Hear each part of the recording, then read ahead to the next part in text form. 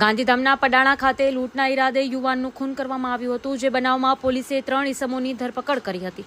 આ અંગે પોલીસના જણાવ્યા પ્રમાણે અંજાર તાલુકાના નિંગાળ ગામના સિકંદર ઉર્ફે સિકલો લતીફ બાફણ તેમજ મોટી નાગલપરના રમજાન અલી મામદ ચાવડા અને ઓસમાણ ઉર્ફે ઓમા હજી સાંધાણીની ધરપકડ કરવામાં આવી હતી। પોલીસે આરોપીને પકડી પાડવા માટે 110 કિલોમીટરના રૂટમાં 215 કેમેરા તપાસ કરી આરોપીઓને ઝડપી લીધા હતા। લૂંટના ઈરાદે સુનિલ નટ નામના યુવાનની હત્યા કરવામાં આવી હતી અને પૂર્વ કચ્છ પોલીસે આરોપીઓનું સરઘસ કાઢ્યું હતું।